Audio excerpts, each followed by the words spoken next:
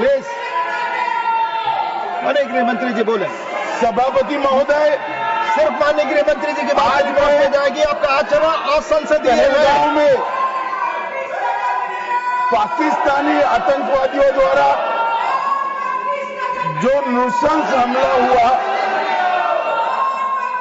और उसके जवाब में भारत सरकार ने और भारत की सेनाओं ने जो मजबूत जवाब पाकिस्तान के आतंकवादी ग्रुप्स को और पाकिस्तान को स्वयं को दिया, ऑपरेशन सिंदूर के माध्यम से उसका पर सदन में चर्चा पर मैं हिस्सा लेने के लिए खड़ा हूं।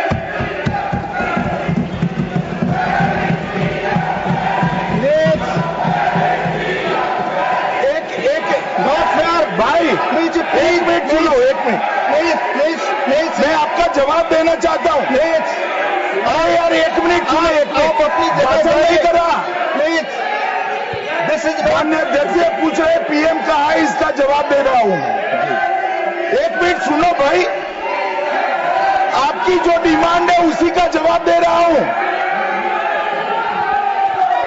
माननीय अध्यक्ष जी, पीएम साहब इनकी ऑफिस में ही है, उनको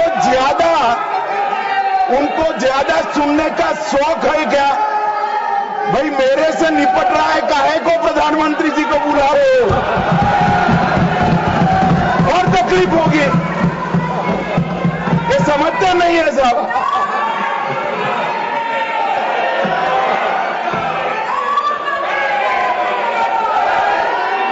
माननीय सभापति जी, सबसे पहले पहलगांव हमले में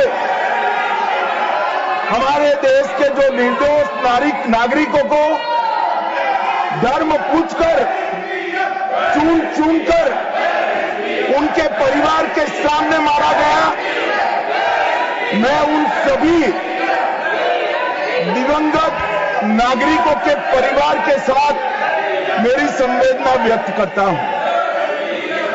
जब ऑपरेशन सिंदूर के बाद पाकिस्तान ने गोलीबारी करी, वो गोलीबारी में कुछ नागरिक हताहत हुए, वो नागरिकों के परिवारजनों के प्रति भी मैं गहरी संवेदना व्यक्त करना चाहता हूं। माननीय अध्यक्ष जी, ऑपरेशन सिंदूर, ऑपरेशन महादेव, ये दोनों के लिए जिन सुरक्षा बलों ने भारत का सम्मान बढ़ाया है, वो सभी को मैं हृदय पूर्वक बहुत बहुत साधुवाद देना चाहता हूं।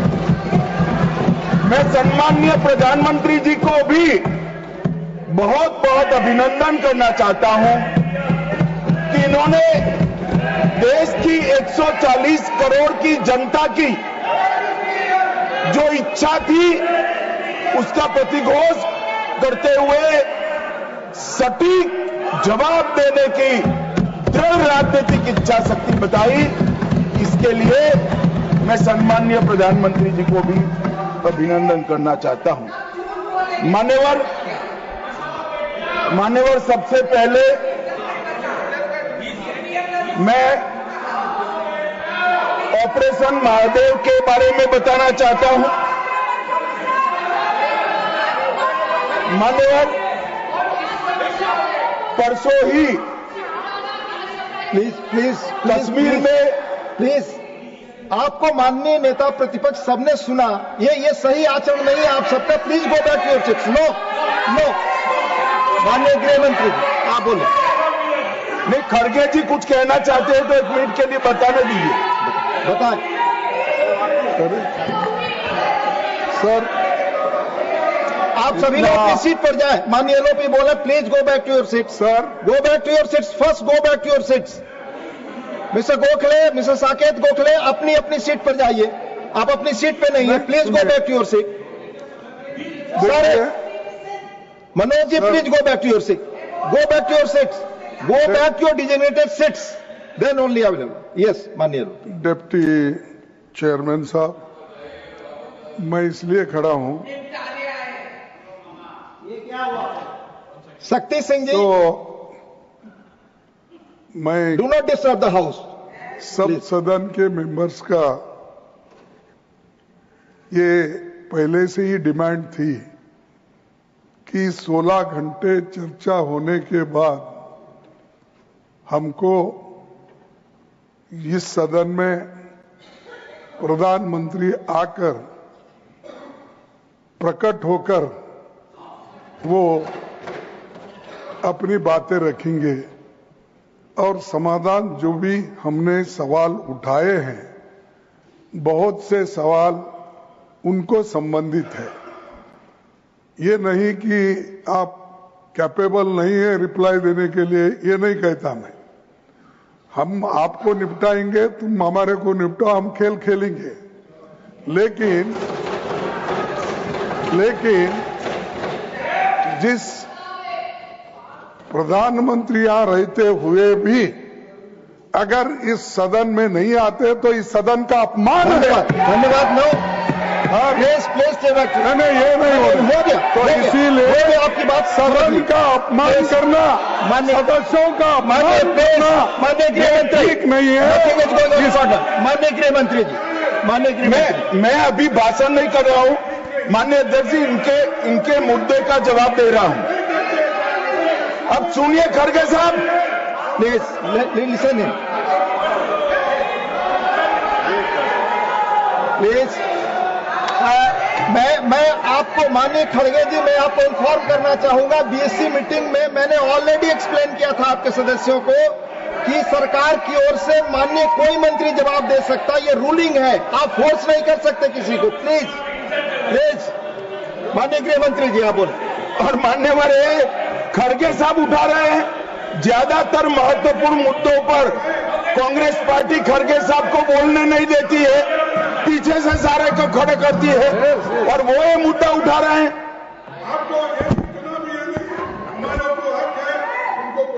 आपने बोल दिया. प्लीज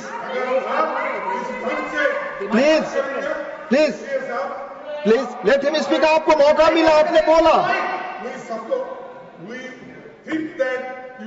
पार्शल सर, आप जज का काम कर, लेकिन आप हर बात को टोकते रहते हो. नहीं, आपको मौका दिया, बोला. अगर ये हम क्या यहाँ खूब खेलने आए क्या?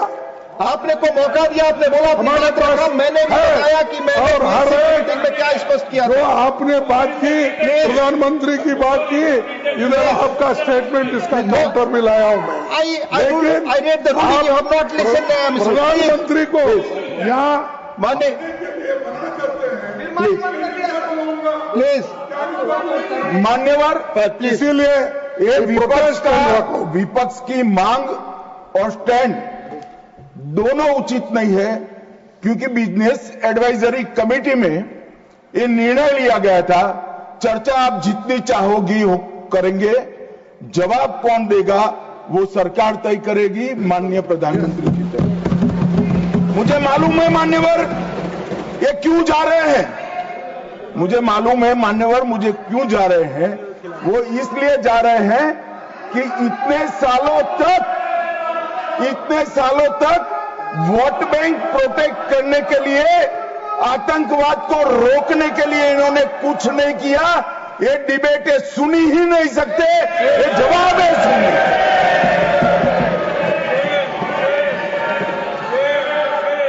और जब भी ये कह रहे हैं और कोई लीडर ऑपोजिशन होता और ये बोलता तब तो मैं समझता. खड़गे साहब बोल रहे हैं ज्यादातर महत्वपूर्ण चर्चाओं में कांग्रेस पार्टी उनके नेता को, लीडर ऑफ ऑपोजिशन को बोलने ही नहीं देती है. और वो मुद्दा उठा रहे हैं कि माननीय प्रधानमंत्री जी जवाब. मान्यवर, मैं सबसे पहले ऑपरेशन महादेव के लिए बताना चाहूंगा. परसों ही बहुत लंबे समय से चल रहे हुए एक ऑपरेशन का अंत आया और वो ऑपरेशन के तहत 3 आतंकवादी, सुलेमान उर्फे फैजल जट, अफगान और जिब्रान, वो तीनों हमारी सुरक्षा बलों ने इनको मौत के घाट उतारा। मान्यवर, सुलेमान ए श्रेणी का लश्कर तैयबा का कमांडर था।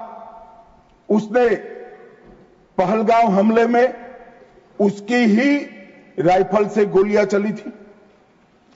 गगनगिर में भी उसकी राइफल से गोलियां चली थी और उसको हमारे सुरक्षा बलों ने कश्मीर छोड़कर पाकिस्तान भागने नहीं दिया। अफगान भी ए ग्रेड का लश्कर तैयबा का कमांडर था और जिब्रान भी उच्च आला दर्जे का लश्कर तैयबा का आतंकवादी था। मान्यवर, इससे स्पष्ट हो गया है कि ये आतंकवादी हमले में लश्कर तैयबा का हाथ था। इसके इशारे पर ही ये घटना हुई थी। और साहब देखिए, प्रधानमंत्री जी ने सेना को जो हुक्म दिया ऑपरेशन सिंदूर में, मैं बाद में बताऊंगा, उसने लश्कर तैयबा के हेडक्वार्टर को छिन्न विछिन्न कर दिया। इनको भेजने वाले भी मारे गए और जिन्होंने गोली चलाई थी वो भी मारे गए। एक प्रकार से ऑपरेशन महादेव और ऑपरेशन सिंदूर दो इकट्ठा होता है तो दुनिया के सभी आतंकवादी हमलों में सबसे सटीक, सख्त और त्वरित जवाब माननीय प्रधानमंत्री के नेतृत्व में भारत के सुरक्षा बलों ने दिया। लश्कर तैयबा का आप सभी जानते हैं कि प्रतिबंधित संगठन है। कुछ ही समय के बाद इनके एक आउटफिट टीआरएफ ने जिम्मेदारी ली कि हमने ये निर्दोष नागरिकों को मौत के घाट उतारा है। मान्यवर, उसी दिन मैं वहां पहुंच गया था। सुरक्षा रिव्यू की मीटिंग हुई थी और सुरक्षा रिव्यू की मीटिंग में तय हुआ था कि आप जल्दी से जल्दी इनको पकड़िए, मगर उससे भी जल्दी ये लोग देश छोड़कर पाकिस्तान न भाग जाए इसकी चिंता करिए। इसलिए 100 दिन के बाद भी वो उपलब्ध मिले और मारे गए। मान्यवर, उनके पास से 3 राइफलें बरामद हुई।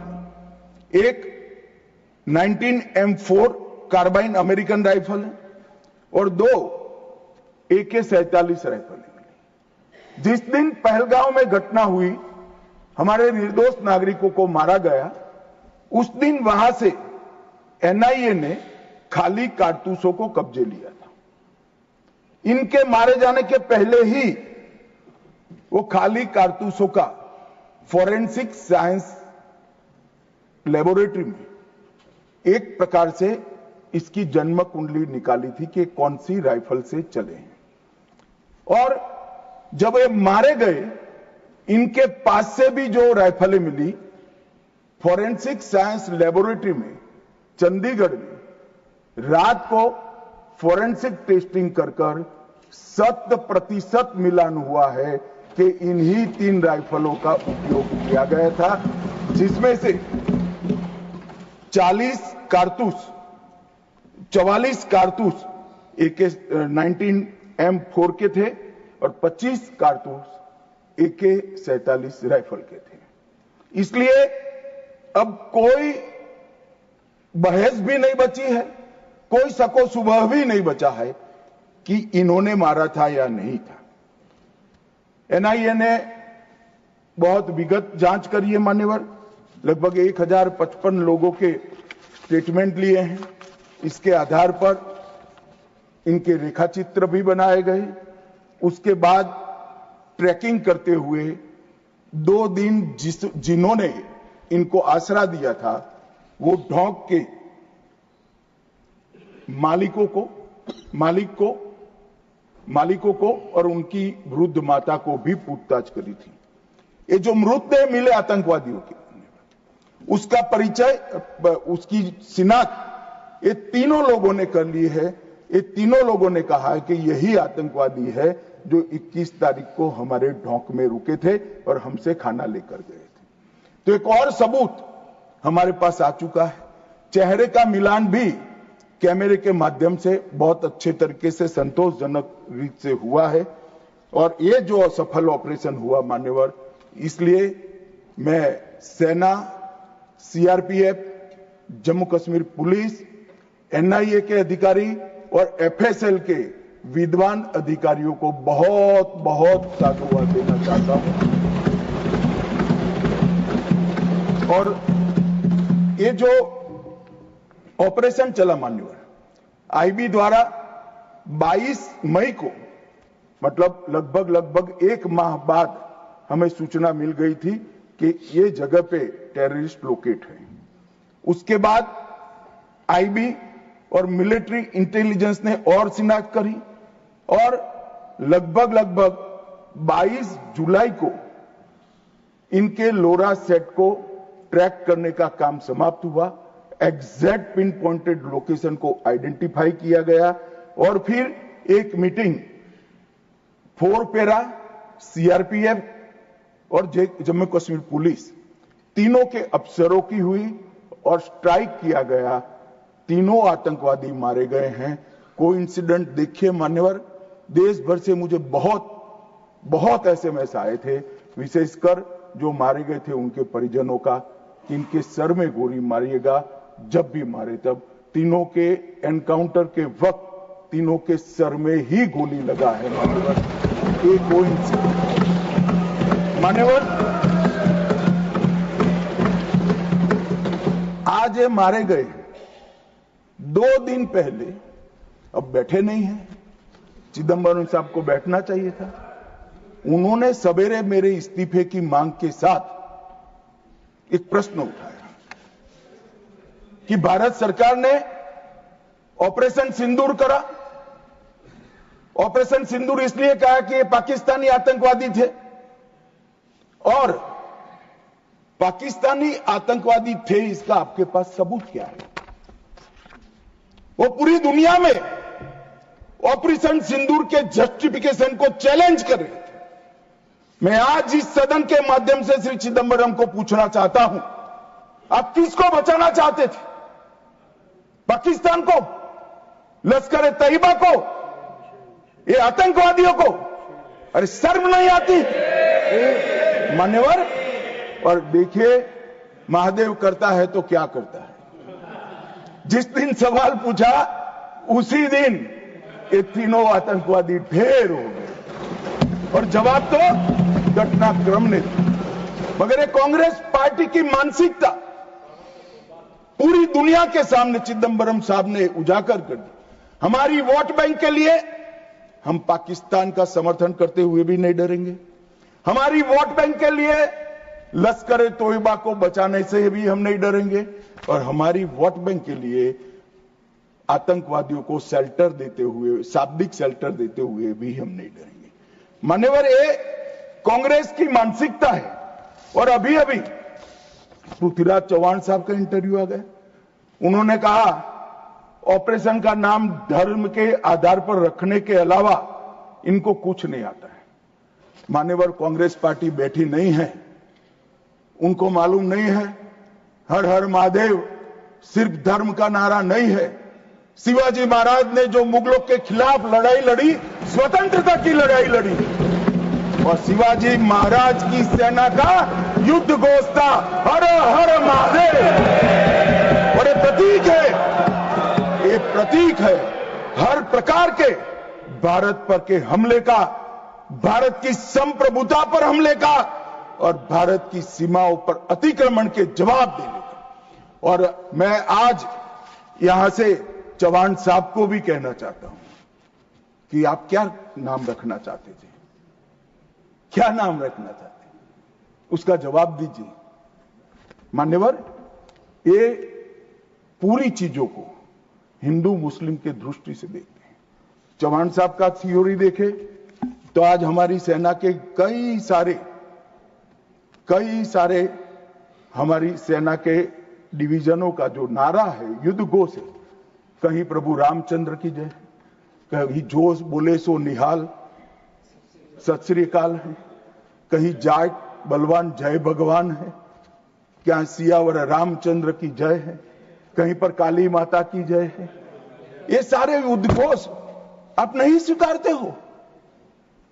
ये भाजपा ने रखे हुए नहीं है मान्यवर, ये हमारी सेना के जवानों से मन से निकलने वाला ये युद्धघोष, इसको हिंदू मुस्लिम के दृष्टि से नहीं देखना चाहिए। और कुछ कोई कहता है कि आज ही क्यों मारे गए। अब देखिए साहब, भाई कितना जिंदा रखना चाहते हैं। मैं भी पूछता हूं आज क्यों मारे गए, मैं तो दूसरी सेकंड मार देना चाहता था, मगर इतना सरल नहीं है। जिन ऊंचाइयों पर ये छुपे हैं, जिस प्रकार की निर्जन जगहों पे 22 दिन तक सीआरपीएफ सेना और जम्मू कश्मीर की पुलिस ड्रोन से भेजे हुए खाना खाकर इतनी कठिन परिस्थिति में इनका पीछा कर कर मारा है, और आप मुहूर्त पूछ रहे हो क्योंकि क्यों नहीं मानना है आज? क्योंकि आज राहुल गांधी का भाषण था। इस तरह से नहीं चलता है मान्यवर। पूरे देश की जनता कांग्रेस पार्टी को देख रही है। इनकी प्रायोरिटी देश की सुरक्षा नहीं है, राजनीति है। उनकी प्रायोरिटी आतंकवाद को समाप्त करना नहीं है, अपनी वोट बैंक है। उनकी प्रायोरिटी हमारी सीमा की सुरक्षा नहीं है, उनका सेक्युलर और अपीसमेंट का पॉलिटिक्स है मान्यवर। मगर हम इससे इत्तेफाक नहीं रखते हैं मान्यवर। आज मैं ऑपरेशन सिंदूर के बारे में भी बताना चाहता हूं। 22 अप्रैल को हमला हुआ। 22 अप्रैल को ही मेरी प्रधानमंत्री जी से बात हुई। वो विदेश थे। लगभग 2-2:30 बजे के सुमार पे बात हुई। मैं शाम होने से पहले ही श्रीनगर पहुंच गया था। दूसरे दिन सुबह सुरक्षा बैठक उसी रात को कर दूसरे दिन सुबह जहां मृतदेह थे वहां जाकर उनको श्रद्धांजलि देने के लिए गया। मान्यवर, वो मेरे जीवन का ऐसा दिन है जो मैं कभी नहीं भूल सकता। एक 6 दिन की शादी, एक बच्ची ने जिसकी शादी को 6 दिन हुए हैं, वो विधवा होकर हमें पूछती थी कब इसका बदला लिया जाएगा। मान्यवर, सब लोग शुद्ध थे, ना पानी पिया था, ना चाय पी थी, ना पीने की स्थिति थी। मैं मेरे जीवन में वो दृश्य नहीं भूल। आज भी वो दृश्य आ जाता है तो नींद से खड़ा हो जाए, इस प्रकार की वेदना होती है मान्यवर। ऐसा जघन्य अपराध कभी नहीं हुआ। धर्म के नाम पर पूछकर चुन कर इनके परिजनों के सामने मरे। छोटी बच्चियां, छोटे बच्चे, वृद्ध मां, उनकी पत्नियां, उनकी बहनें, इस सब के सामने मारा गया। और क्यों मारा गया? क्योंकि वो संदेश देना चाहते थे कि टेररिज्म से मुक्त हम कश्मीर को नहीं होने। मैं आज इस सदन से उनको संदेश देना चाहता हूं, जितना हो सके उतना प्रयास करना। कश्मीर आतंकवाद से मुक्त होकर रहेगा और होकर ये नरेंद्र मोदी का संकल्प। मान्यवर, 23 अप्रैल को, इसके पहले कल भाषण में कहा, वहां पर आज भी बोले, मैं बैठा था कि 24 अप्रैल को मोदी जी चुनावी सभा करने गए थे। हमारे साथी ने जवाब दिया इनका। परंतु मान्यवर, मैं सदन का रिकॉर्ड क्लियर हो इसलिए मोदी जी वो सभा में क्या बोले थे वो कहना चाहता हूं। मोदी जी ने 24 अप्रैल को बिहार की जनसभा में जो कहा था वो चुनावी सभा नहीं थी। इस देश के प्रधानमंत्री की जिम्मेदारी है कि देश की जनता की भावनाओं को दुनिया के सामने ढंग से रखे। मैं कोट अनकोट उनके भाषण को पढ़ता हूं। मैंने 22 अप्रैल को पहलगांव का यह हमला केवल निहत्थे पर्यटकों पर नहीं बल्कि पूरे भारत की आत्मा पर हुआ एक दुस्साहसपूर्ण प्रहार। आतंकवाद के प्रति दृढ़ और कड़ा रुख, आतंकवादियों और इस हमले की साजिश दी जाएगी। आतंकियों के बीच बची खुची जितनी भी भूमि है उसको मिट्टी में मिलाने का समय आ गया। 140 करोड़ भारतीय इस बात के लिए एकजुट है कि आतंक के आकाओं की कमर तोड़ दी जाएगी। भारत हर एक आतंकवादी और उनकी समर्थकों की पहचान करेगा, उनका पता लगाएगा, उनको दंडित करेगा। आतंकवाद कभी भी भारत की आत्मा को तोड़ नहीं पाएगा।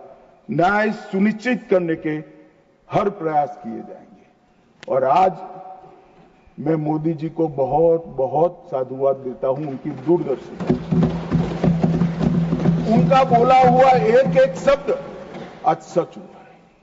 उन्होंने कहा था आतंकवादियों की बची खुची जमीन मिला देंगे, मिट्टी में मिला देंगे। साहब, उनके ट्रेनिंग के बाद मिट्टी में मिले हैं, इनके हेडक्वार्टर मिले हैं, उनके लॉन्च पैड भी मिट्टी में मिलकर जमीन दोस्त। उन्होंने कहा था कि इनके आकाओं को नहीं छोड़ेंगे। मैं बाद में लिस्ट पढ़ता हूं।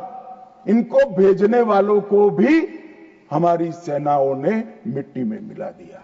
उन्होंने कहा आतंकवादियों को भी नहीं छोड़ेंगे। ऑपरेशन महादेव ने वो तीनों आतंकवादियों को समाप्त कर दिया। मान्यवर, घेर कर। एक प्रकार से मोदी जी ने कहा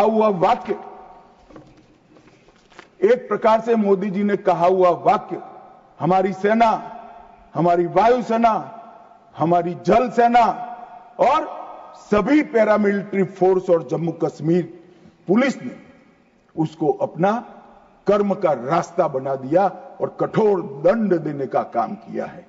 मान्यवर, 23 अप्रैल को ही एक सीसीएस की मीटिंग बुलाई गई।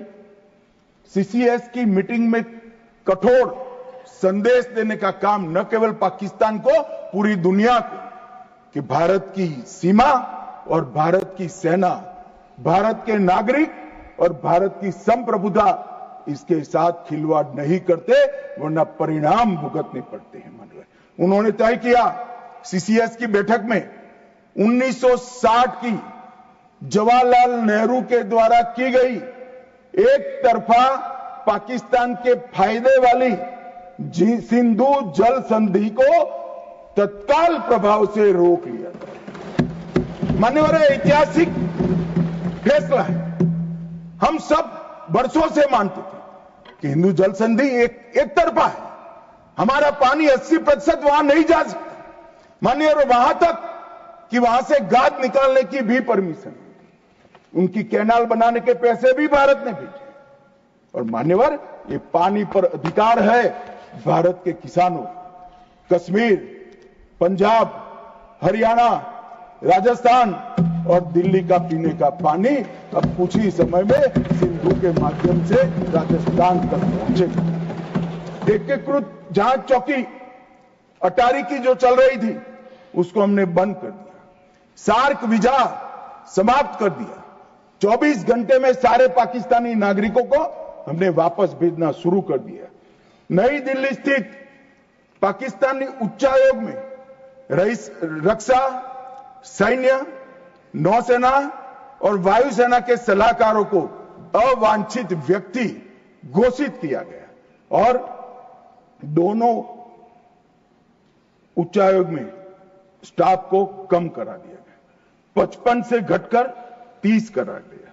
और सीसीएस ने संकल्प लिया कि भेजने वाले और कृत्य करने वाले दोनों को दंडित किया जाएगा। इसके लिए सेना को खुली छूट देने का काम सीसीएस ने। ये पूछ रहे थे कल, क्या हुआ, कैसे हुआ? सीसीएस के फैसले जो है वो मीडिया में आए थे, मगर उनको पढ़ना नहीं है, क्योंकि सारे जो फैसले लिए वो उनके द्वारा किए हुए निर्णयों को रद्द करने के और उनकी नीतियों के खिलाफ जो निर्णय हुए वो है। मान्यवर, 30 अप्रैल को सशस्त्र बलों को ऑपरेशनल फ्रीडम देने का काम प्रधानमंत्री जी ने किया कि रक्षा मंत्रालय और सेना दोनों मिलकर तय करेंगे टारगेट क्या होगा, तरीका क्या होगा, स्थान क्या होगा और समय क्या होगा। और इसको हमारे सेना के जवानों ने इसको बहुत बखूबी निभाया। निभाया। मान्यवर, मैं तीनों सेनाओं को इस सदन के इस चर्चा में बहुत बहुत सम्मान के साथ साधुवाद देता हूं। 7 मई को रात को 1:04 पर पाकिस्तान के 9 आतंकी अड्डों को ध्वस्त कर दिया। रक्षा मंत्री जी ने लोकसभा में बताया कम से कम 100 लोग मरे, 100 से ज्यादा मरे मगर कम से कम 100 मरे। और मान्यवर, लश्कर तैयबा, जैसे मोहम्मद और हिजबुल मुजाहिदीन, ये तीनों के हेडक्वार्टर को ध्वस्त करने का काम नरेंद्र मोदी सरकार ने किया, हमारी सेनाओं ने। और मान्यवर, हमने तुरंत ही उनको सूचना दे दी थी। हमने उनको बताया मरकज सुभानअल्लाह बहावलपुर, मरकज तैयबा मुरीद के Mehmoona Joya camp Sialkot, Sarjal camp Sialkot, Sawai Nala camp Muzaffarabad, Syedna Bilal camp Muzaffarabad, Gulpur camp Kotli, Barnala camp Bhimber और अब्बास कैंप कोटली, उसको हमने समाप्त कर दिया है, तोड़ दिया है। और ये हमारे आत्मरक्षा के अधिकारों को उपयोग करते हुए कहा है, हमारी कार्यवाही समाप्त हुई है। मैं बाद में आता हूं, ये पाक ऑक्यूपाई कश्मीर क्यों नहीं लिया, ये क्यों नहीं करा, वो क्यों नहीं करा। पहले तो वो सोचते थे कि कुछ ही नहीं होगा, हो गया तो ये क्यों नहीं हुआ। मैं कांग्रेस पार्टी को कहना चाहता हूं, पाक ऑक्यूपाई कश्मीर आपने दिया था, मगर लेने का काम भारतीय जनता पार्टी की सरकार ही करेगी और कोई नहीं। मानव, हमने तो हमला किया था आतंकवादी अड्डों पर, उनके हेडक्वार्टर पर, उनके संगठनों पर, उनके ट्रेनिंग कैंप पर, उनके लॉन्चिंग पैड पर, और हमारे आतंकवाद के ऊपर ये हमले को पाकिस्तान अपने पर का हमला समझ बैठा। और उन्होंने 8 मई को अपने रिहायशी इलाकों पर गोलीबारी की। हमारे सेना के इंस्टॉलेशन पर मिसाइल छोड़े, ड्रोन फेंके, कोई पहुंच नहीं पाया। मगर नजदीक की सीमा में गोलीबारी से निर्दोष नागरिक जो घूम रहे थे वो हताहत हुए। मान्यवर, फिर भी भारत ने संयम रखा। उन्होंने गुरुद्वारा तोड़ा, हम कुछ नहीं बोले। उन्होंने मंदिर तोड़ा, कुछ नहीं बोले। भारत ने तय कर लिया कि हम इसका जवाब उनकी रक्षा की क्षमता को क्षीण करने के लिए, कम करने के लिए करें।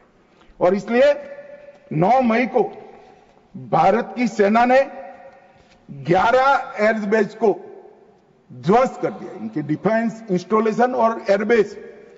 8 airbase Nur Khan, Murid, Sargodha, Rafiqui, Rahim Yar Khan, Jacobabad, Sukkur, Bholari, 6 radar system, Sukkur, Lahore, Arifwala, Chunian, Jacobabad और नयाचौर, और surface to air guided missiles की सिस्टम लाहौर और ओकारा की। पाकिस्तान ने हमले के बाद मान्यवर लड़ने की स्थिति में ही नहीं था। ये पूछ रहे हैं किसके कहने पर समाधान हुआ, किसके कहने पर समाधान हुआ। किसी के कहने पर समाधान नहीं हुआ। पाकिस्तान घुटनों के बल हमारे डीजीएमओ को फोन किया कि भाई बंद करो। पहले से हमारा मकसद युद्ध का नहीं था, ना पाकिस्तान के अवाम को हम नुकसान करना चाहते थे। मोदी जी ने तुरंत कहा कि अगर पाकिस्तान रोकता है तो रोक लीजिए, और इसको भी राहुल गांधी आगे बढ़ा रहे हैं और पूछ रहे हैं। कुछ लोगों ने आशंका की कि कौन मरा वहां। मानवर, उनको मालूम नहीं है। उनके समय में जो जघन्य आपराधिक घटनाएं हुई थी, आतंकवादी घटनाएं हुई थी, वो घटना को घटाने वाले आतंकवादी हमें पूछते थे। मुझे तो कई लोगों ने पूछा कि भाई 90 दिन हुए क्या हुआ, 95 दिन हुए क्या हुआ, रोज 5 फोन आते। मगर उनके समय में जो बड़ी बड़ी आतंकवादी वारदातें हुई थी, मुंबई ट्रेन ब्लास्ट से लेकर मुंबई पर हमले की, उसके आरोपी आतंकवादी हमारे ऑपरेशन सिंदूर में मारे गए। मान्यवर, ऑपरेशन सिंदूर। हाफिज मोहम्मद जमील जैसे मोहम्मद का प्रमुख, मौलाना मसूद का बड़ा बहनोई, मुदस्सर खादियान मरकज तैयबा का प्रभारी, मोहम्मद हमजा जमील जैम और ऑपरेटिव मसूद अजहर का भतीजा, मोहम्मद यूनुस अजहर जैसे मोहम्मद का अमीर, मोहम्मद हसन खान जैम ऑपरेटिव, मोहम्मद हसन वो गंभीर रूप से घायल हुए हैं। जैम का वास्तविक प्रमुख अब्दुल मलिक, खालिद अबू अक्स और नोमान मलिक, ये सारे इतने घायल हुए हैं कि अब कुछ कर नहीं सकते। मान्यवर, ये जो हमला हुआ वो उन्होंने इनके दिल पर हमला किया है, आतंकवाद के दिल पर पहली बार प्रहार किया। मान्यवर, पहले भी हमने सर्जिकल स्ट्राइक करी, एयर स्ट्राइक करी। एक प्रकार से सर्जिकल स्ट्राइक और एयर स्ट्राइक दोनों पाक ऑक्यूपाई कश्मीर में थी। मेरे जैसे लोग तो मानते हैं कि हमारी भूमि पर ही हमने हमला किया था, क्योंकि पाक ऑक्यूपाई कश्मीर इस सदन के द्वारा स्वीकारा हुआ संकल्प है कि पाक ऑक्यूपाई कश्मीर भारत का है। मगर पहली बार पाकिस्तान की सरहद में जाकर हमारी सेना ने पराक्रम दिखाया है और आतंकवादियों के अड्डों को, उनके ट्रेनिंग कैंप को और उनके लॉन्चिंग पैड्स को खत्म करने का काम किया है। मान्यवर, ये चिदंबरम साहब कल भाषण में बोले कि ये नहीं कहा जा सकता कि ऑपरेशन सिंदूर निर्णायक था। चिदंबरम साहब यहां है नहीं, मगर मैं उनको जवाब देना जरूर चाहता हूं कि चिदंबरम साहब, अगर 65 की लड़ाई निर्णायक थी क्या, तो फिर टेररिज्म क्यों फैला? 71 की लड़ाई निर्णायक थी क्या, तो टेररिज्म क्यों फैला? और अनेक बार जो कार्यवाही हुई वो निर्णायक थी क्या? मान्यवर, जब तक दुश्मन या तो डर नहीं जाता या सुधर नहीं जाता, कभी निर्णायक अंत नहीं आएगा। मान्यवर, इतने सालों तक उनको डराने की, दंडित करने की कोई प्रक्रिया ही नहीं हुई। क्यों डरेंगे वो? हम तो डोजियर पर डोजियर भेजते रहे, कभी उनको जवाब नहीं दिया। नरेंद्र मोदी ने जवाब दिया। मान्यवर, सर्जिकल स्ट्राइक करी, एयर स्ट्राइक करी और ऑपरेशन सिंदूर। खौफ पैदा हो गया है। मुझे मालूम नहीं, मेरे पास सूचना नहीं, रात को भी जग जाते होंगे, स्वप्न में हमारी मिसाइल से दिखाई पड़ती होगी। ये डर से ही शांति होती है, ये सुधरने वाले लोग नहीं है। मान्यवर, मगर चिदंबरम साहब कहते हैं कि आतंकी पाकिस्तान से आए थे, इसका सबूत क्या है? चिदंबरम साहब, सबूत तो हमारी एजेंसियों ने ढूंढ लिया। अब आप क्या बोले थे, इस पर क्या बोलना चाहते हैं? मान्यवर, इनके चिदंबरम जी के कार्यकाल में ही अफजल गुरी की फांसी जब तक वो गृह मंत्री नहीं गए नहीं हुई। मान्यवर, बंबई का हमला, बंबई के हमले के बाद आज ये दिग्विजय सिंह चले गए हैं, उन्होंने कहा है तो आरएसएस ने कराया था। मान्यवर, ये क्या बोल रहे हैं? किसके लिए बोल रहे हैं? किसको बचा रहे हैं? क्या कहना चाहते हैं? और हिंदू टेरर का सगुफा किसने छोड़ा? मैं आज दुनिया के सामने, देश की जनता के सामने गर्व से कहता हूं कि हिंदू कभी टेररिस्ट नहीं हो सकता। हम कभी टेररिस्ट नहीं हो सकते। क्या कहना चाहते हैं? फर्जी टाइप के केस बनाए, एक भी केस अदालत में नहीं टिका। देशभक्त संगठनों पर आरोप लगाए आपने, सिर्फ आपकी छिछोरी राजनीति के लिए, क्षुल्लक फायदे के लिए। और फिर क्या कर लिया? फिर भी हार गए। हारे तो ना। और अब हर रोज कह रहे हैं कि आप हमेशा है नहीं, आप हमेशा नहीं रहेंगे, आप हमेशा का तो मुझे मालूम नहीं साहब। मैं 61 का हुआ हूं, 14 से 30 साल तक भारतीय जनता पार्टी की ही सरकार रहने वाली है। मैं चिदंबरम साहब को कहना चाहता हूं, आप वोट डाल दो, भारतीय जनता पार्टी की सरकार में जीने। 30 साल तक भारतीय जनता पार्टी की सरकार रहेगी। मान्यवर, मैं 2015 में बोला था हमारी उड़ीसा कार्यकारिणी में, भुवनेश्वर कार्यकारिणी में। अब ये 5 साल गिन लो तो 15 तो हो ही गए और 15 भी हो जाएंगे। मान्यवर, भारतीय सेना के लिए कभी भी इन्होंने तैयारियां नहीं की। चीन के कई जवानों ने चीन की लड़ाई के बाद लिखा, हमारे पास बंदूक छोड़िए, कारतूस छोड़िए, नमक, चीनी और माचिस भी उपलब्ध नहीं थी। घनघोर ठंड में पहनने के लिए हमारे लिए ठंड के कपड़े भी नहीं थे।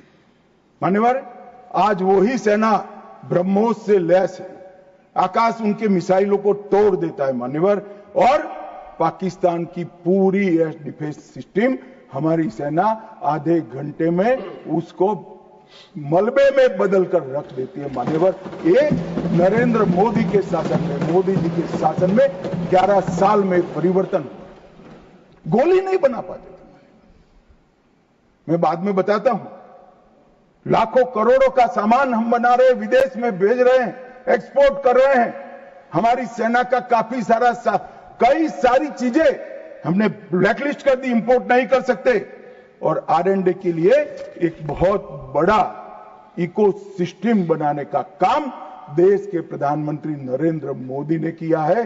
सेना और पूरे देश को मोदी जी की ये पहल पर, आत्मनिर्भर भारत के गर्व पर और हमारे सेना के जवानों का हथियार उनको ऐसा देना चाहिए, इस बात की चिंता पर देश और सेना मोदी जी पर गर्व कर सकती है। मान्यवर, हमने जो नमक, चीनी और माचिस नहीं थी, ऐसी सेना से 11 साल में 22 मिनट में ही आतंकवादियों का काम तमाम कर देने वाली, तकनीक से सज्ज, वीर, सटीक इंफॉर्मेशन वाली और बताए हुए लक्ष्यों को पूरा करने वाली सेना का मान्यवर निर्माण किया है। मान्यवर, ये हमला कल्पना कर लीजिए कांग्रेस के राज में हुआ होता तो क्या होता। अभी तो भाजपा सरकार है, NDA सरकार है, मोदी जी प्रधानमंत्री है। तीनों ने क्लीन चिट देने में 100 दिन लगा दिए। अगर कांग्रेस की सरकार होती तो पाकिस्तान को तुरंत क्लीन चिट मिल जाएगा। रक्षा मंत्रालय की जगह विदेश मंत्रालय काम करता। रातों रात जेरॉक्स मशीनों पर डोजियर तैयार होते, डोजियर वहां भेजते थे और फिर चर्चा करते शर्म अल शेख में, और कुछ नहीं करते साहब। और ये हमें सवाल पूछ रहे, कोई अधिकार नहीं है कांग्रेस पार्टी को, भारतीय जनता पार्टी को आतंकवाद के बारे में सवाल पूछने का। मान्यवर, इस देश के अंदर आतंकवाद फैला, पनपा, बढ़ा तो इसका एकमात्र कारण कांग्रेस की सरकारों की लचर और तुष्टीकरण से युक्त वोट बैंक की राजनीति रही है। मान्यवर, और आज हमारा सौभाग्य है कि एक ऐसा नेतृत्व है जो ब्रह्मोस मिसाइल्स भेजता है, डोजियर नहीं भेजता है। मान्यवर, और नेतृत्व सम्मानीय मोदी। मान्यवर, ये संघर्ष विराम के लिए भी कई सारे कह रहे हैं। मैंने कल सुना रहा, पीओके क्यों नहीं लेंगे, इतना उछल उछल कर बोलते थे। और ये यहां पर काफी विद्वान लोग बैठे हैं, इनको कुछ संसद की मर्यादा, संसद में बात करने का तरीका,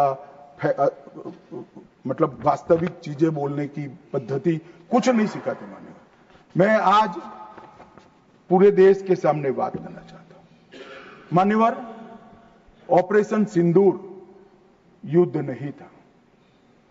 UN चार्टर के अनुच्छेद 51 के चैप्टर 7 के तहत हमने आत्मरक्षा के लिए बल प्रयोग का जो हमारा अधिकार है उसको उपयोग किया था। 22 अप्रैल को पहलगाम में आतंकवादियों ने जो हमला किया, हमारे निहत्थे नागरिकों को मारा, और इसके जवाब में आतंकवादियों की पूरी इकोसिस्टम तोड़ने का हमारा अधिकार है, जो विश्व के सभी देशों ने हमारे अधिकारों को स्वीकारा है। वो अधिकार का हमने उपयोग किया था। और जब पाकिस्तान ने ही कहा कि हमें संघर्ष नहीं करना है, तब हमने इसको स्वीकारा और कहते थे मैं बाद में बताऊंगा मान्यवर। वो हमें कहने लगे कि भाई क्यों करा, ये ले लेते वो ले लेते। मैं बाद में जब आपके समय में जो घोषित युद्ध हुए, ये तो घोषित युद्ध नहीं था मान्यवर, मगर घोषित युद्ध हुए कांग्रेस के समय में, इसमें आपने क्या किया है वो बाद में मैं मान्यवर बताता हूं। उसके पहले मैं आतंकवाद के परिदृश्य पर, जम्मू कश्मीर का आतंकवाद का परिदृश्य और देश का परिदृश्य, इस पर बताना चाहता हूं। मान्यवर, कांग्रेस देश की सबसे पुरानी पार्टी है और सबसे ज्यादा शासन भी कांग्रेस और उनके साथियों ने देश पर किया है। उनके समय में हमारे प्रधानमंत्री नरेंद्र मोदी जी को 3 नासूर मिले आंतरिक सुरक्षा की दृष्टि से। पहले कश्मीर का आतंकवाद, नॉर्थ ईस्ट की इंसर्जेंसी और वामपंथी उग्रवाद नक्सलवाद, ये 3 नासूर मिले और 30 से 40 वर्ष तक ये नासूर भारत की धरती को रक्त रंजित करते रहे। न जाने कितने लाल हमारे सेना के, सीआरपीएफ के, बीएसएफ के, सीआईएसएफ के मारे जाते रहे, शहीद पर शहीद। न जाने कितने निर्दोष किसान, न जाने कितने निर्दोष नागरिक आतंकवाद, इंसर्जेंसी और वामपंथी उग्रवाद की भेंट चढ़े, मगर कुछ नहीं हुआ। आज मैं कहना चाहता हूं मान्यवर, कश्मीर के उग्रवाद के बारे में बाद में आता हूं। नॉर्थ ईस्ट इंसर्जेंसी और वामपंथी उग्रवाद दोनों क्षेत्र में हिंसा में 75% की कमी लाने का काम नरेंद्र मोदी। मैं इस पर बहुत ज्यादा बोलना नहीं चाहता क्योंकि आज ये विषय नहीं है, परंतु कश्मीर के अंदर जो आतंकवाद था वो मैं इस पर जरूर बोलना चाहता हूं। मान्यवर, इसका कारण क्या था? इसके कारण के मूल में जाना चाहिए। जब से कश्मीर का सृजन हुआ, धारा 370 बनाई गई। किसने बनाई? कांग्रेस पार्टी ने बनाई। इसका समर्थन और इतने लंबे समय तक किसने चला? कांग्रेस ने चला है। मान्यवर, इसका स्वरूप क्या था? धारा 370 और 35 से क्या कहती? कश्मीर का एक अलग ध्वज होगा, कश्मीर का एक अलग संविधान होगा और 5 अगस्त 2019 तक ये अलग ध्वज और अलग संविधान चलते रहे। हमारी पार्टी के पहले राष्ट्रीय अध्यक्ष श्यामा प्रसाद मुखर्जी ने इस धारा 370 के लिए अपना बलिदान देने का काम किया, उनकी हत्या कर दी। और क्या हुआ? इससे हमेशा अलगाववाद को पोषण मिलता रहा कि हम भारत के बाकी राज्यों जैसे नहीं है, हमें कुछ और मिल सकता है, हमारा तो संविधान अलग है, हमारा राष्ट्र ध्वज अलग है। तो हर युवाओं को बरगाले, उनको उकसाने का मौका हमने पाकिस्तान, और कश्मीर के अंदर पहले अलगाववाद की बात हुई, फिर आजादी की बात हुई और वो ही आतंकवाद का मूल बना मान्यवर। और इसके बाद धार्मिक कट्टरता बढ़ाने वाले सारे संगठन इनकी तुष्टीकरण की नीति के कारण चलते रहे मान्यवर।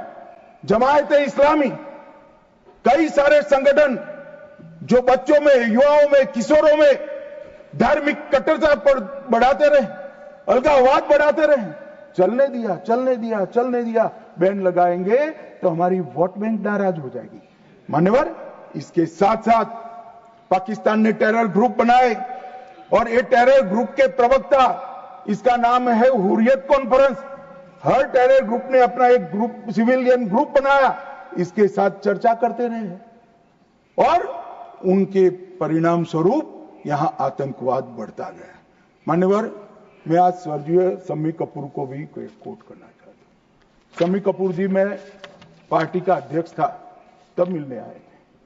उन्होंने कहा, अमित भाई, मेरा जब गोल्डन पीरियड था, मेरा साल का 30% टाइम कश्मीर में जाता था, इतना शूटिंग होता था कश्मीर, और मैं वहां के लोगों को मिला हूं। प्रोग्रेसिव सोसाइटी थी, महिलाएं प्रोग्रेसिव थी, धर्मनिरपेक्ष बात करते थे, सूफी संतों की बात करते थे, वहां पर कश्मीरी पंडित भी मिलते थे। आज मैं देख रहा हूं कि वो बच्चियां पथराव कर रही है। क्या होगा, किसने बिगाड़ा? तब मैं इसके नीचे गया था मान्यवर, तब मालूम पड़ा कि ये जमात इस्लामी ने पूरी शिक्षा, प्राथमिक शिक्षा पर कब्जा जमा कर रखा था और बच्चों के दिलो दिमाग के अंदर जहर घोलना शुरू किया। तब जाकर ये स्थिति हुई। मगर कोई भी कभी भी ये कांग्रेस इसके मूल में नहीं गई और मान्यवर धीरे धीरे ये बढ़ता गया। मान्यवर नरेंद्र मोदी जी ने तय किया कि ऐसा नहीं चल सकता और 5 अगस्त 2019 को यही ऐतिहासिक सदन में धारा 370 और 35 को समाप्त, और उसके बाद शुरू हुआ टेररिज्म को फैलाने वाले, अलगाववाद फैलाने वाले टेररिस्ट और इनकी इकोसिस्टम संपूर्ण सफाई का एक युग शुरू हुआ मान्यवर। धारा 370 35 से हटाए गए, जीरो टेरर प्लान बना, एरिया डोमिनेशन की योजनाएं बनी, कैपेसिटी बिल्डिंग की योजनाएं बनी, मल्टी लेवल डिप्लॉयमेंट लगाया गया, तकनीक का उपयोग बढ़ाया गया, जेल प्रबंधन बढ़ाया गया, ड्रोन रोधी सिस्टम और गन तैनात किए गए। मान्यवर हम सब ने देखा, देश की जनता ने देखा, कई आतंकवादी मारे गए, 10-10 हजार के जनाजे निकलते थे। मान्यवर हमने कठोर निर्णय लिया, आतंक में लिप्त किसी भी व्यक्ति का जनाजा नहीं निकलेगा, जहां मरेंगे वही दफना दिया।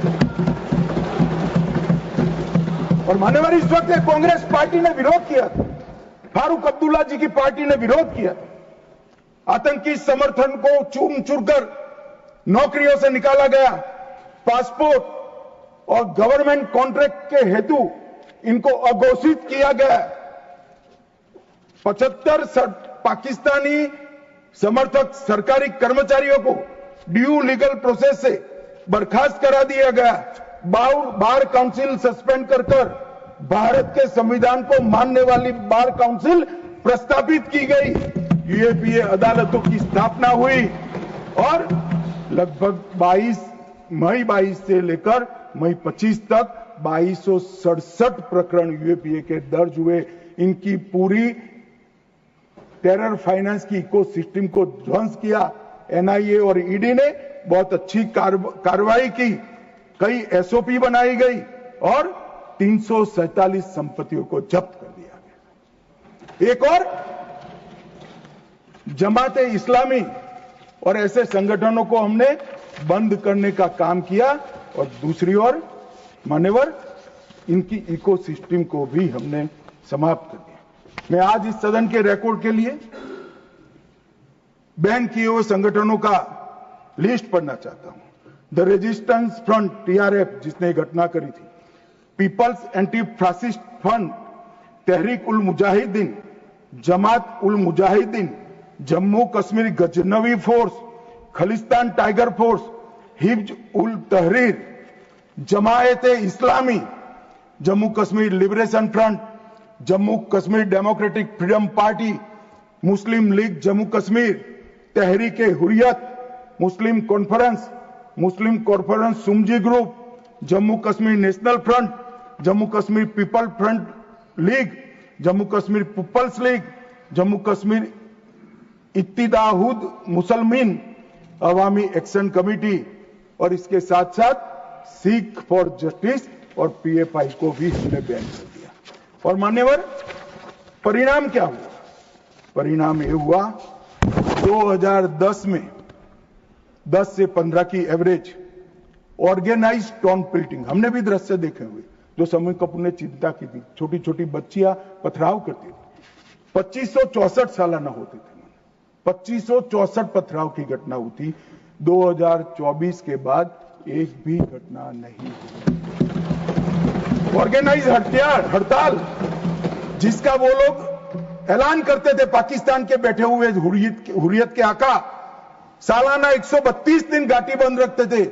3 साल से एक भी हड़ताल का ऐलान नहीं हुआ है, हिम्मत नहीं है।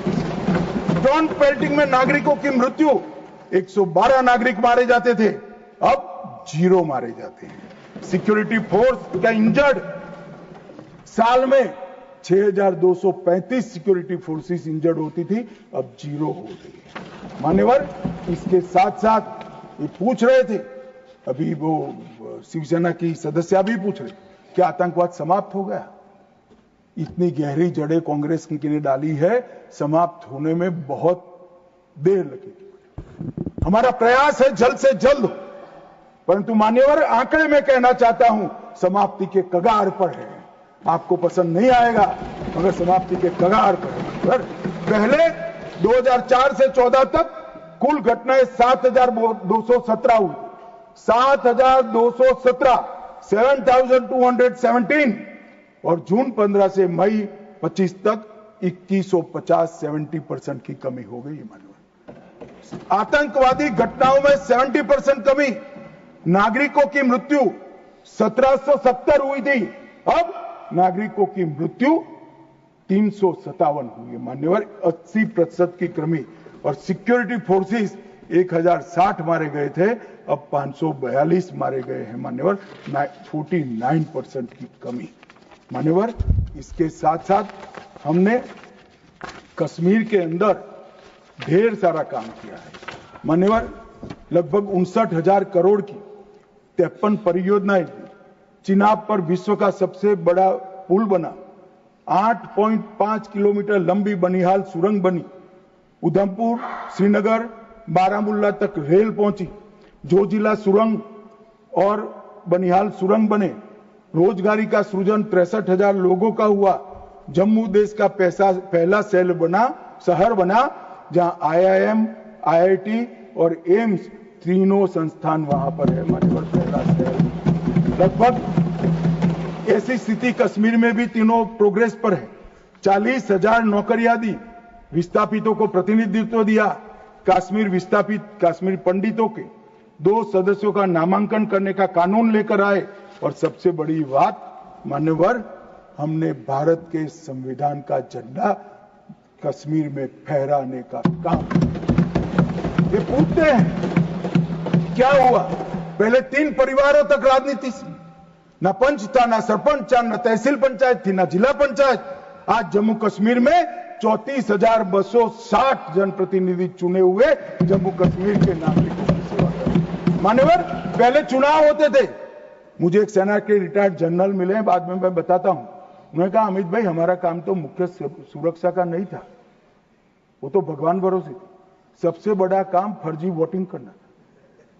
कराते थी प्रशासन, हम इनकार करते थे। कई लोगों को मेमो दिए गए, फिर भी हम अड़े रहते थे। 3%, 4% वोटिंग होती थी। आज नरेंद्र मोदी के शासन में जिला पंचायत के चुनाव में 98.3%। जनरल इलेक्शन में अब तक का सबसे ज्यादा वोटिंग आजादी से। ये बताता है वहां लोकतंत्र प्रस्थापित हो रहा है। मान्यवर, और 63% हुआ, और 1,000 करोड़ से रुपए से ज्यादा पैसा पंचायतों को सीधा देने का काम किया। मगर मान्यवर, ये क्यों हुआ? मैं आज पूरे सदन को बताना चाहता हूं। मैं भी इस बात को कभी उजागर नहीं किया, मगर मुझे लगता है मौका भी है और दस्तूर भी है। जब से प्रधानमंत्री की कुर्सी संभाले, तब से उनके दिलो दिमाग पर कश्मीर की शांति का भूत था। अहरनीश सुधर। मान्यवर, 2015 में पार्टी का अध्यक्ष बना। मोदी जी ने मुझे जनरल सिन्हा के घर पर भेजा। जनरल सिन्हा जो कई साल तक कश्मीर में सेवा की, नॉर्थ ईस्ट में भी सेवा की, NCR में रहते थे। मैं 3 दिन उनके घर पर बैठा, उन्होंने पूरी डिटेल बताई। फिर कश्मीर से जुड़े हुए 25 लोगों की अलग अलग सूची दी। इनके साथ मैंने घंटों चर्चा की थी, और मोदी जी ने भी अनेक लोगों को बुलाकर चर्चा की। अगर मोदी जी करते हैं वो बताते नहीं है, मगर मुझे कुछ तो मालूम है, क्योंकि काफी सरपंच को मिले थे। इनकी मिनट्स मेरे पास आई थी। पार्टी की दृष्टि से युवाओं से मिले थे, धार्मिक नेताओं से मिले थे, जम्मू के लोगों को मिले, घाटी के लोगों को मिले, और नेशनल कॉन्फ्रेंस के MPO को भी मिले थे। और ढेर सारा मंथन 2014 से चलता था।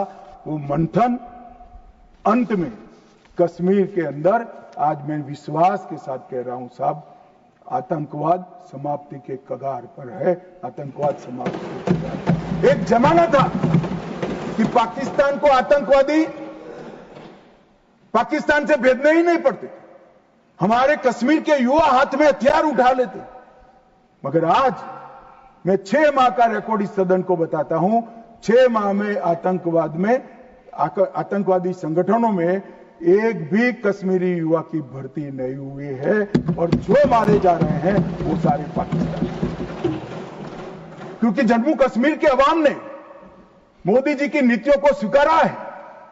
पहले कभी नहीं हुआ सा कि आतंकवादी कोई बड़ा कृत्य करते थे, घाटी में इसका विरोध होता है।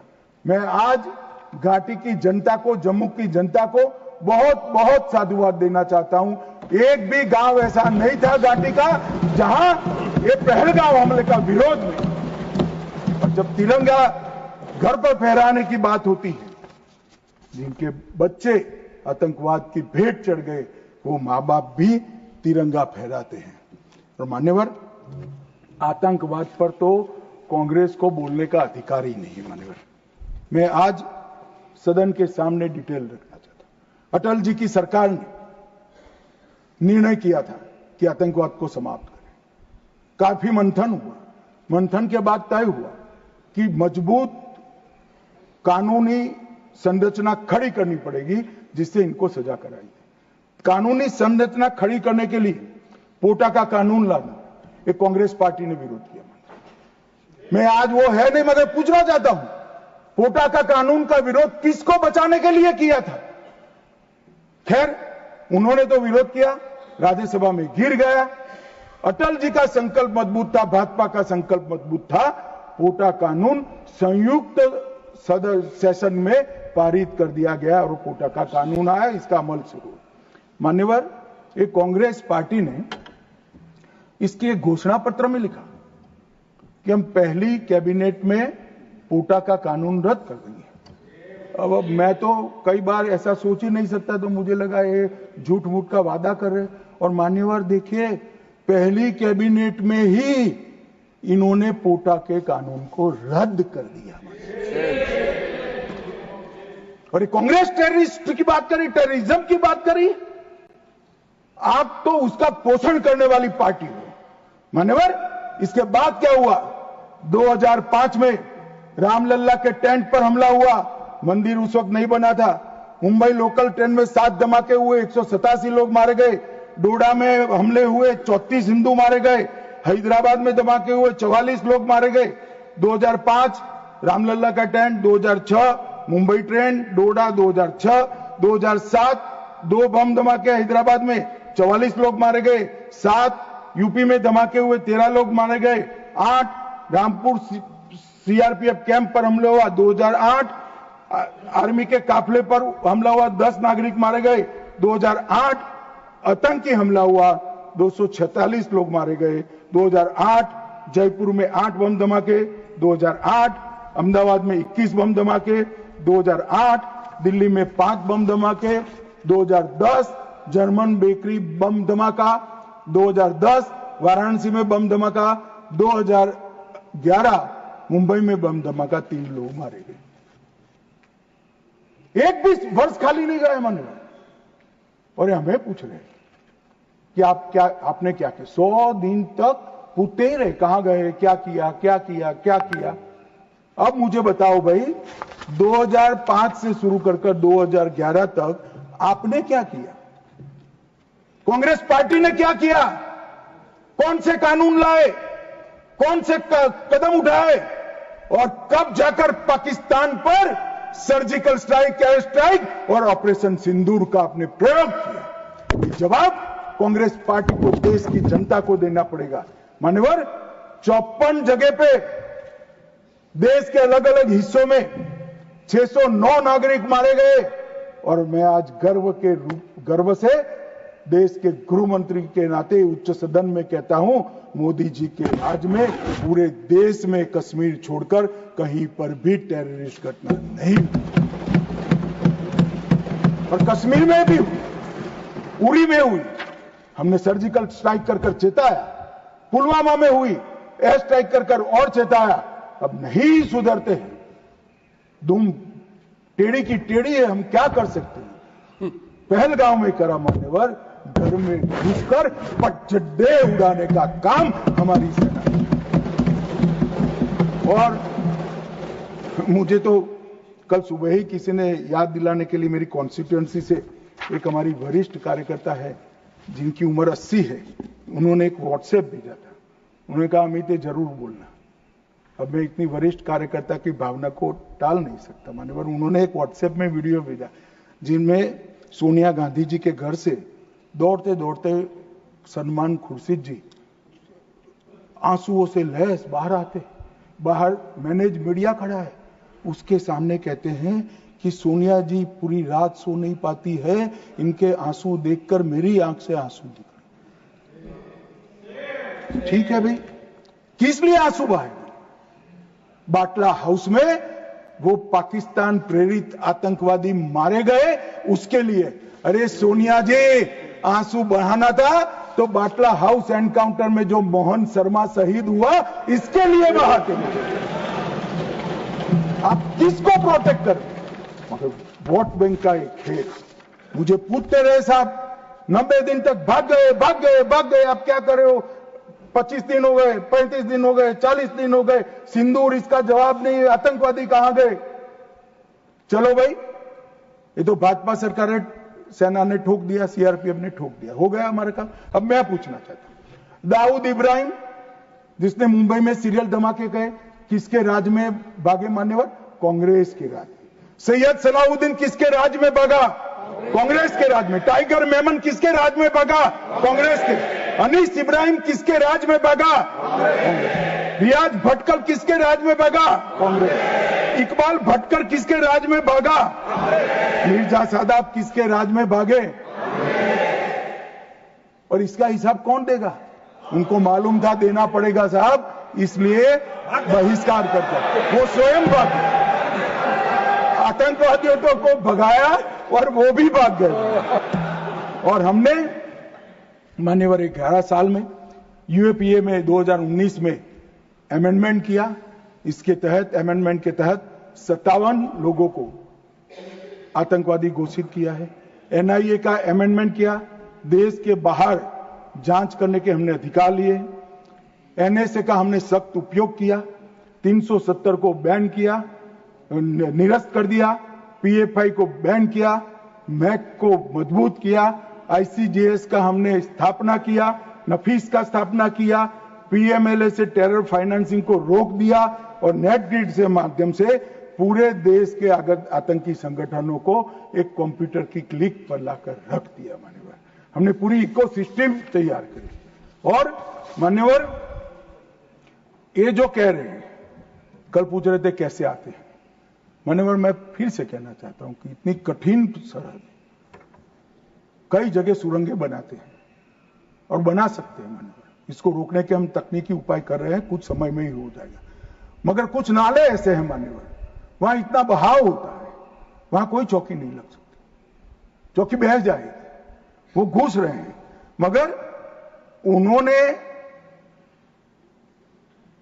क्या स्टैंड लिया था? राहुल गांधी ने कहा, जब 2011 में हमला हुआ, उन्होंने कहा सभी आतंकी हमलों को रोकना संभव नहीं है।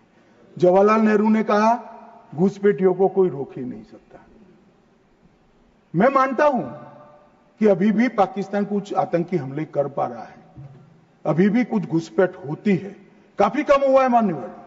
मैं जिम्मेदारी के साथ बोलने वाला आदमी हूं, देश की जनता सुन रही है, काफी कुछ कम हुआ है, मगर हम कभी ऐसे हथियार नहीं डालते। मैं आज सदन के सामने कहना चाहता हूं, घुसपैठ और आतंकवादी घटनाओं को समाप्त करने के लिए नरेंद्र मोदी सरकार कृत निश्चयी, दृढ़ता के साथ हमारा मान्यवर। कल राहुल गांधी जी का मैंने स्टेटमेंट सुना, चीन के लिए प्रधानमंत्री क्यों नहीं बोलते, चीन के लिए नहीं बोलते, चीन के लिए नहीं बोलते। अब ये उनके सीनियर लोग हैं, उनका कोई ट्यूशन व्यूशन भी नहीं रखते मान्यवर, कैसे बोलना चाहिए, क्या बोलना चाहिए, कुछ बोलते ही रहते हैं। मगर आपने जब चीन की लड़ाई समाप्त हुई तब क्या किया था? चीन की लड़ाई समाप्त हुई तब हमारा 38,000 वर्ग किलोमीटर हिस्सा चीन को अक्साई चीन का देने का काम कांग्रेस पार्टी और आपके नाना जवाहरलाल नेहरू ने किया था। मान्यवर 1955 में देश में बहुत कम लोग जानते और ये पूछ रहे हैं कि कल मुझे कहने लगे झूठ बोल रहे हैं, मैं आज चीज भी लेकर आया। मैं selected works of Jawaharlal Nehru series volume 29 पृष्ठ 231 पढ़ रहा हूं, जो नेहरू जी ने स्वयं संकलन करा है। इसके लेखक जवाहरलाल नेहरू स्वयं है। अनौपचारिक रूप से संयुक्त राज्य अमेरिका की ओर से सुझाव दिया गया कि चीन को संयुक्त राष्ट्र से तो संबंध किया जाए, यूएन में उसको मेंबरशिप दी जाए, परंतु उसको सुरक्षा परिषद में नहीं और उसकी जगह भारत को देना चाहिए। साहब, कोई भी देश का प्रधानमंत्री होता धन्यवाद करता और भारत सुरक्षा परिषद में मेंबर बन जाता। आज मोदी जी जो प्रयास करते थे करने की जरूरत भी नहीं पड़ती, हमारे पास भी वीटो होता, परंतु इन्होंने क्या कहा, हम स्वीकार नहीं कर सकते। चीन जैसे महान देश को सुरक्षा परिषद में नहीं रखते हैं तो सुरक्षा परिषद के मायने ही नहीं रहते। ये मान्यवर कांग्रेस का चरित्र कल हमें सवाल पूछ रहे थे। और चलो नाना तो बहुत दूर की बात है, इन्होंने मान्यवर एक प्रकार से चीन के बारे में राजीव गांधी फाउंडेशन, जिसकी चेयरपर्सन उनकी माताजी थी, उससे एमओयू किया, चीन से पैसा लिया, हमने एफसीआरए का लाइसेंस यही बिना पर कानूनी तरीके से राजीव गांधी फाउंडेशन का एफसीआरए का लाइसेंस कैंसिल कर दिया। क्या राहुल गांधी देश की जनता को एक प्रेस कॉन्फ्रेंस कर बता सकते हैं कि चीन के साथ क्या एमओयू हुआ था? मान्यवर, हम जब हमारे सेनानी चीन की सेना के आंखों में आंख डालकर डोकलाम में सीना चौड़ा कर कर खड़े थे, तब ये चीन के राजदूत के साथ गुपचुप मीटिंग स्वयं राहुल गांधी करते। ये तो पीढ़ियों से चीन प्रेम चला रहा है। हिंदी चीनी भाई भाई से शुरू हुआ, सोनिया गांधी के राजीव गांधी फाउंडेशन से गुजरता हुआ चीन के राजदूत की मीटिंग तक आया। मान्यवर, और ये हमें कह रहे हैं कि आपने चीन का नाम नहीं दिया। अरे भाई, जब देना है तब देंगे। और हमारे विदेश मंत्री ने बहुत मजबूती के साथ इसका जवाब दिया। हर चीज प्रधानमंत्री को बोलने की जरूरत नहीं है, मगर आप देश की जनता को बताओ जरा, क्या एमओयू हुआ था, कितना पैसा लिया गया, चीन के राजदूत के साथ युद्ध की स्थिति में कैसे बात कर सकते हो? और आप प्रतिपक्ष के नेता हो और 30,000 स्क्वायर किलोमीटर भूमि चली गई और साहब इरिस्पॉन्सिबिलिटी देखे, कहते हैं वहां घास का तिनका भी नहीं उगता।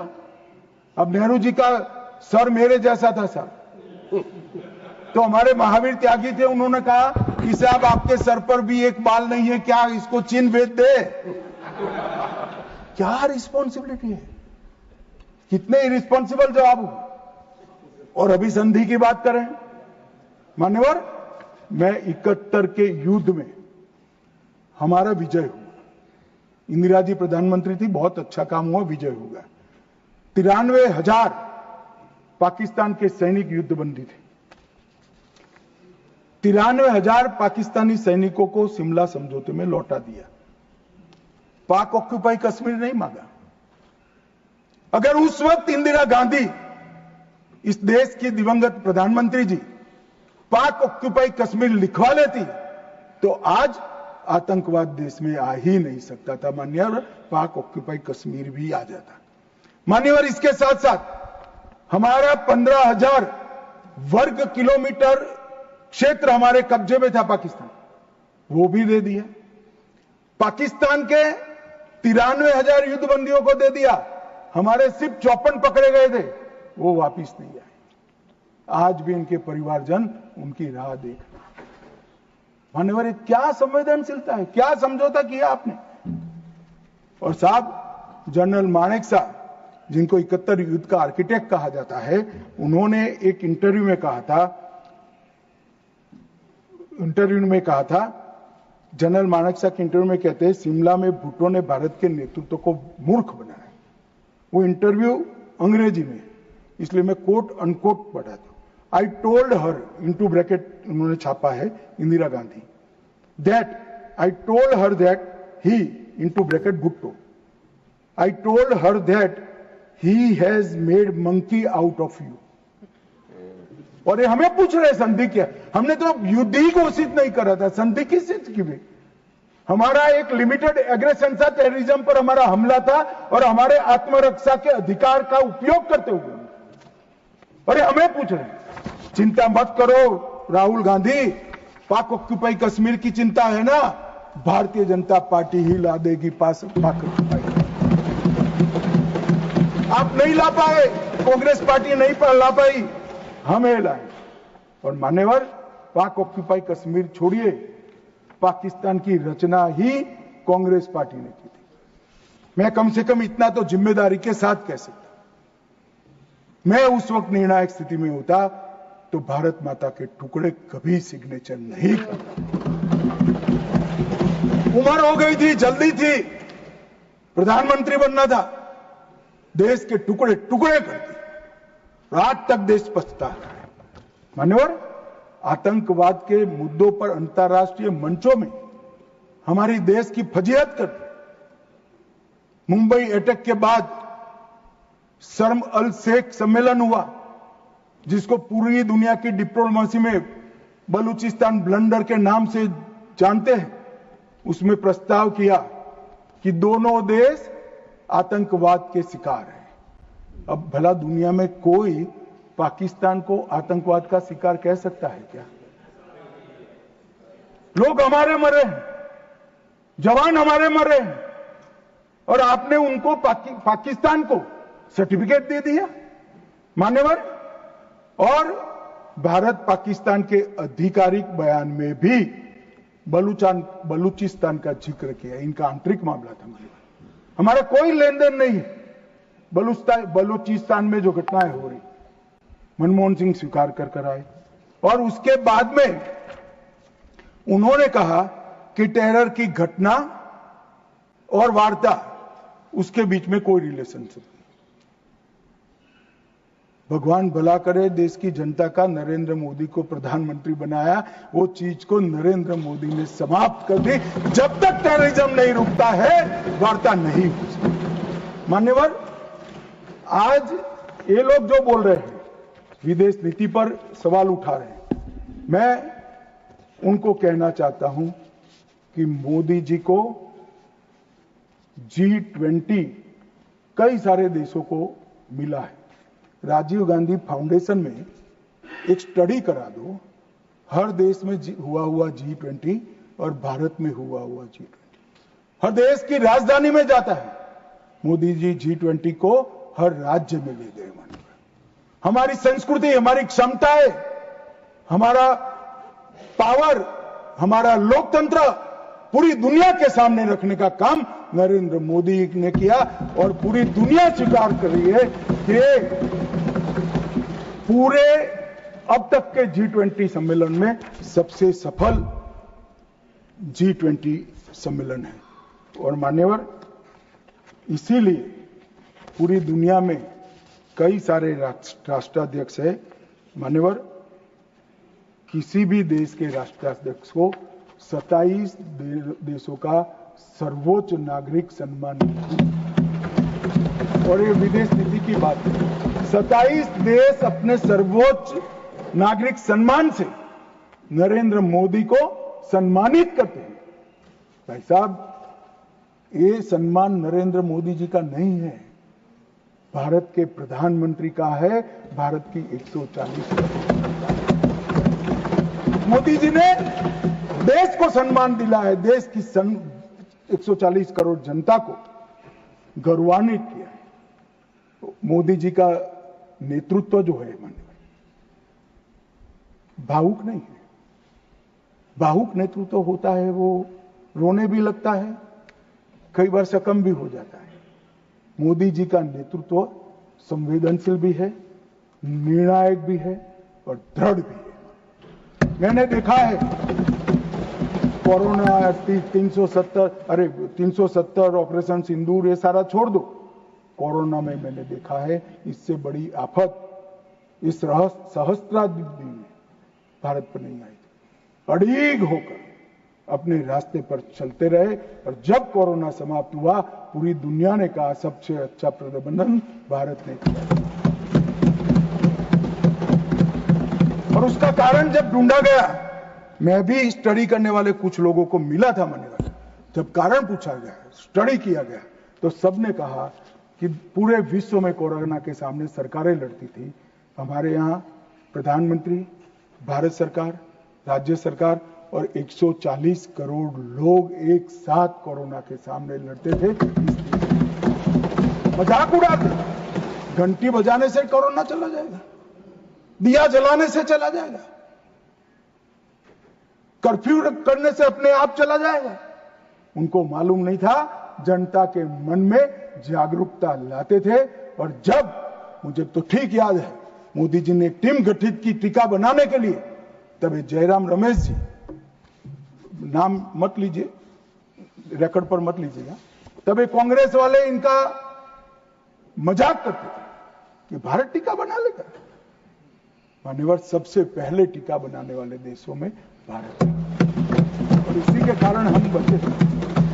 मान्यवर, 11 साल में समग्र दुनिया ने भारत की क्षमता को स्वीकारा है। भारत 11वें नंबर से चौथी सबसे बड़ी अर्थव्यवस्था बना। जीडीपी हमारा 4.19 ट्रिलियन हो गया, $1 ट्रिलियन की डिजिटल अर्थव्यवस्था बनी। प्रति व्यक्ति आय, जयराम रमेश जी हमेशा पूछा करते हैं, निर्मला जी बताती भी नहीं है, 68,572 से बढ़कर 1,33,488 हो। मान्यवर, राष्ट्रीय राजमार्ग का नेटवर्क 60% बढ़ा, 159 ऑपरेशनल एयरपोर्ट है, 31 लेकर मोदी जी ने इनिंग शुरू करा था, अभी समाप्त नहीं हुआ। 136 वंदे भारत ट्रेन है, 1500 ट्रेन अमृत स्टेशन योजना के तहत विकसित हो रहे हैं। 97% से अधिक भारतीय रेल का विद्युतीकरण हो चुका है। भारत दुनिया का सबसे बड़ा मोबाइल फोन उत्पादक देश बनने के कगार पर है। भारत तीसरा सबसे बड़ा स्टार्टअप इकोसिस्टम बन चुका है। मोदी सरकार में 118 यूनिकॉर्न बने। रक्षा क्षेत्र में हमारा उत्पादन 1.27 लाख करोड़ हुआ और निर्यात 21,000 करोड़ हुआ। विश्व का सबसे बड़ा पुल भारत में है, विश्व का सबसे लंबा पुल भारत में है। देश का सबसे लंबी अटल सेतु भारत में बनी। भारत का पहला वर्टिकल लिफ्ट रेल पुल मोदी जी के समय में हुआ और सबसे बड़ा एनएच भी मोदी जी के समय में बना। और सबसे बड़ी उपलब्धि, कई पीढ़ियों से गरीबी जिनको डस रही थी मान्यवर, 60 करोड़ लोगों को घर में बिजली, गैस, शौचालय, शुद्ध पीने का पानी, 5 किलो अनाज और 5 लाख तक का इलाज देने का काम। ये नहीं समझ रहे। आपकी जो इच्छा हो, मैं मान्यवर एनालिसिस के साथ इस सदन में जिम्मेदारी के पूर्वक कहना चाहता हूं, जब भी भारत की आजादी का इतिहास 25 साल के बाद शताब्दी के वर्ष लिखा जाएगा, ये मोदी एरा स्वर्ण अक्षरों से लिखा जाएगा, किसी ने समझा। और मान्यवर, कई सारे चीजें जो भारत के स्वाभिमान से साथ जुड़ी थी, हमारे इतिहास के साथ, हमारी संस्कृति के सम्मान के साथ, वो सारी चीजों को इन्होंने 75 साल तक लटका कर रखा। मैं आज एक लिस्ट पढ़ना चाहता हूं। अचीवमेंट जो हुए, आर्थिक विकास हुआ है, प्रजा का आत्मगौरव उड़ा है। आर्टिकल 370 को हमने हटा दिया, 3 तलाक समाप्त कर दिया, यूसीसी शुरू हो चुका है, राम मंदिर का निर्माण अयोध्या में रंग चंग के साथ हो गया। न्यू एजुकेशन पॉलिसी में मातृभाषा में शिक्षा पर हमने बल दिया। काशी, उज्जैन, शारदा पीठ, करतारपुर कॉरिडोर बनाए, राजपथ का नाम बदलकर कर्तव्य पथ रख दिया, योग को वैश्विक पहचान दिलाई, नया नौसिक सैनिक चिन्ह वीर छत्रपति शिवाजी महाराज के निशाने पर रखा, संसद के अंदर सेंगोल की स्थापना की, राष्ट्रीय युद्ध स्मारक का स्वदेशी निर्माण किया, अंडमान और निकोबार द्वीप समूह के नाम बदलकर सुभाष बाबू और परमवीर चक्र विजेता बने हुए हमारे सेनानियों पे एक साथ रखे, और इसके साथ साथ कई सारी उपलब्धियां ये एरा में हुई। माननीय सबसे बड़ी उपलब्धि है 2047 में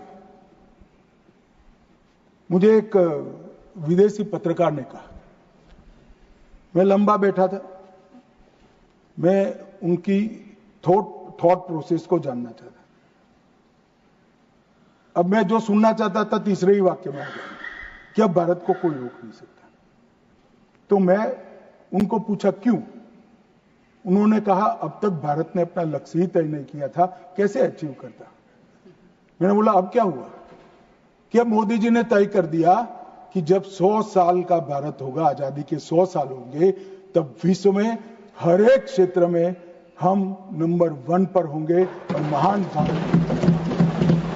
और मान्यवर, मुझे मालूम है मोदी जी का भाषण, मोदी जी का संदेश आज 140 करोड़ भारतीयों का संकल्प बना हुआ है, और मुझे विश्वास है 140 करोड़ भारतीयों पर और हमारे युवाओं पर।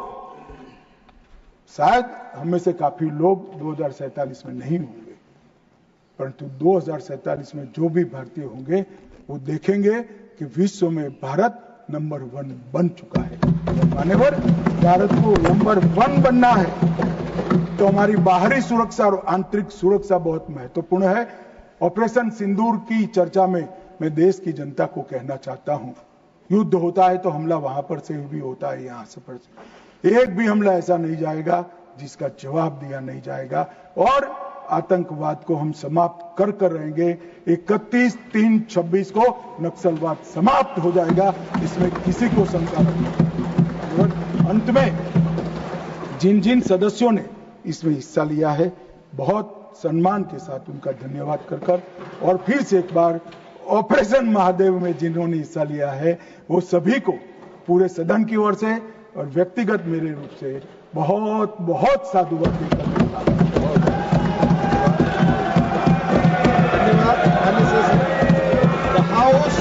The House stands adjourned to meet at 11 a.m. on Thursday, the 31st July 2025.